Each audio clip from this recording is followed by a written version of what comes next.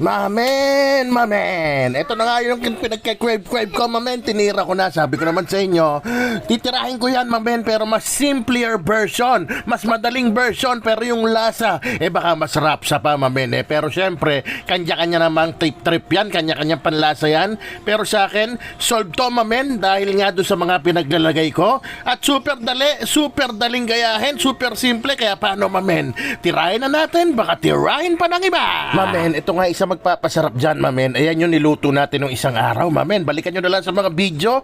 Ang tawag dyan, mamen, tampalin. Yan ang ilalagay natin. Rapsa yan. Solid, mamen. O ito, simulan na nga natin. Bali, ang unang ginawa ko, mamen, pinakuluan ko lang tong hipon. Mga 1/4 lang yan, mamen. Pero optional lang yan. Kung wala kang panghipon, okay lang. Gumamit ka na lang ng shrimp cube, mamen.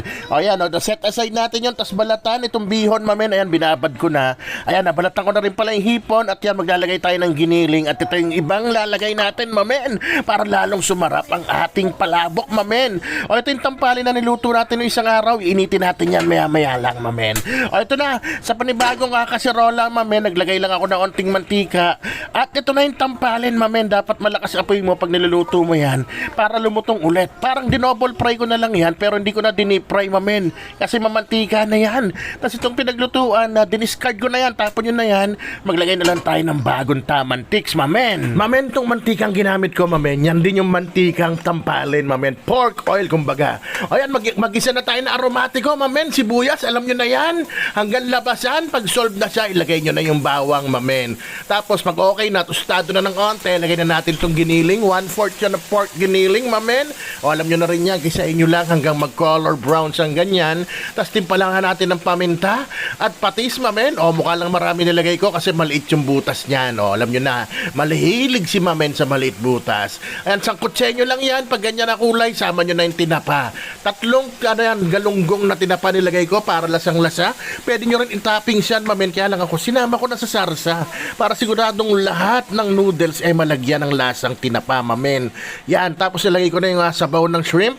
Tapos dun sa pinagkuluan ng sabaw ng shrimp, mamen, dun natin lutuin yung bihon na binabad ko. Hindi pa kasi siya lutong-luto, kaya pakuluan natin saglit para maluto dyan habang lutuin natin tong sauce ng ating palabok na solid, mamen. Siniragdagan ko lang siya ng tubig at chicken powder at ngayon papakulayin na natin gamit ang atsuete na may lihiya. Tandaan nyo ha, basta sa sabaw nyo gagamitin, hindi sa mantika. Mas okay yung may lihiya kasi mas mabilis pumula. Ayun, huwag kayo mag-alala. Mababawasan pa yung pagkapula niyan pag pinalapot pa natin. Baka sabihin nyo kulay spaghetti. Para sa mga basher ko. Kinamay ko ha, kinamay ko, mamen. Bakit ba kami naman kakain yan ha? Tsaka malinis kamay ko. Slurry yun, alam niyo na yung cornstarch na may tubig. Nung nakuha ko na yung gusto kong lapot, mamen, nilagyan ko na ng bihon. Huwag niyo isagad yan, ang dami niyan. May paggagawan tayo sa iba niyan, mamen. Yan, syempre, dapat yung sakto-sakto lang. Hindi yung dried yung noodles, hindi rin naman masabaw, mamen. O yan, di ba? Hinalo ko na para kakainin mo na lang, mamen. Ganun din naman yan. Lalagay ko rin sa bilao para sabihin mo pag kumuha ka, ikala mo galing yan, order, di ba? Pero pwede rin tayo magpa-order niyan, mamen. Sabihin mo lang, mamen. O yan na, mamen. Nilalagay ko na si bilao. Alam mo na, pag nasa ganyang party na, pinaplato na, malapit na magkainan. Kaya isisigaw ko na. Rapsa! Mamen!